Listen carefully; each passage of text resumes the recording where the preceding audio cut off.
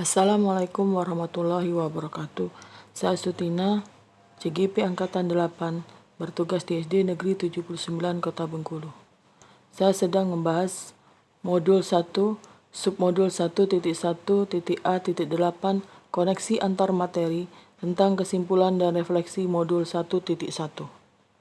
Yang menjadi kebiasaan selama ini tentang murid dan pembelajaran di kelas sebelum saya mempelajari modul 1.1 adalah pada umumnya proses pembelajaran hanya fokus pada intrakurikuler atau tatap muka. Guru tidak melakukan penyaluran pengetahuan tetapi lebih kepada repetisi atau pengulangan.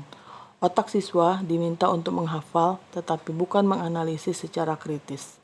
Peserta didik tidak mengetahui tujuan mereka belajar pada hari itu. Guru biasanya mengajar dengan berpedoman pada buku.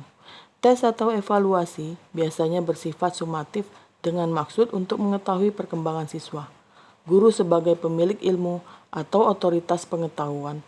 Guru dianggap sebagai orang yang memberi ilmu atau pengetahuan, sedangkan siswa menjadi objek pasif, hanya sebagai penerima ilmu.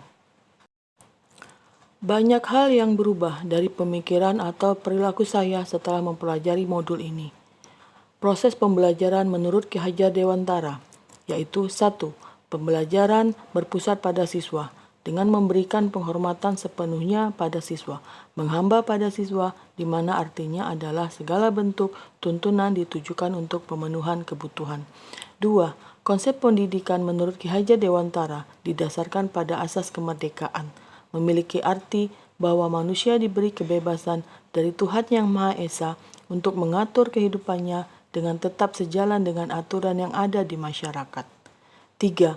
Pemikiran Ki Hajar Dewantara dengan konsep pendidikan dan pengajaran yang sangat berpusat pada siswa diyakini memang menjadi pondasi arah konteks pendidikan di Indonesia dan di sekolah-sekolah dewasa ini melalui kurikulum nasional.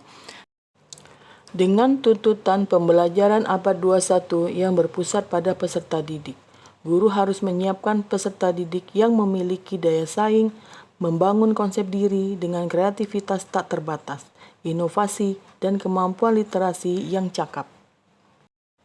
4. Tujuan pembelajarannya sebenarnya adalah menciptakan peserta didik yang butuh akan belajar, butuh akan aktualisasi diri, butuh akan pencapaian bahagia. 5. Filosofi pendidikan menurut Ki Hajar Dewantara, di mana makna pendidikan adalah tempat bersemainya kebudayaan, di mana pendidikan membangun peradaban dan melahirkan masa depan, sehingga dapat menjawab tantangan zaman.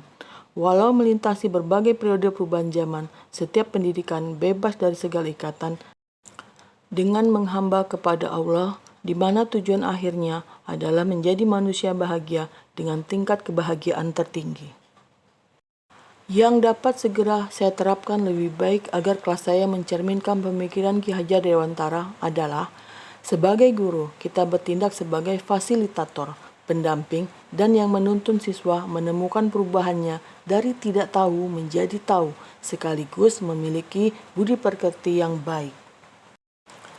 Guru berusaha menciptakan iklim belajar yang kondusif agar siswa nyaman sekalipun pelajaran yang diampu tidak terlalu mereka minati. Berusaha bahwa siswa dengan bakat dan minat masing-masing berkembang sesuai dengan kodratnya, dengan tidak memaksakan hasil belajar dengan target yang tinggi dan seragam, menerima perbedaan karakter dan kebiasaan peserta didik, akan serta-merta berbeda pula perlakuannya. Memberikan kebebasan pada peserta didik menyelesaikan dengan caranya, tidak mendikte hasil pekerjaan harus sama dengan yang lain, bebas berekspresi. Melayani siswa dengan penuh kesadaran bahwa siswa adalah sebuah kertas yang sudah bertuliskan samar, dengan membantu menebalkan tulisan tentang hal-hal baik sehingga yang lebih dominan muncul. Selain itu juga merencanakan pembelajaran berbasis peserta didik, aktivitas dan tujuan pembelajaran selalu berpusat pada peserta didik.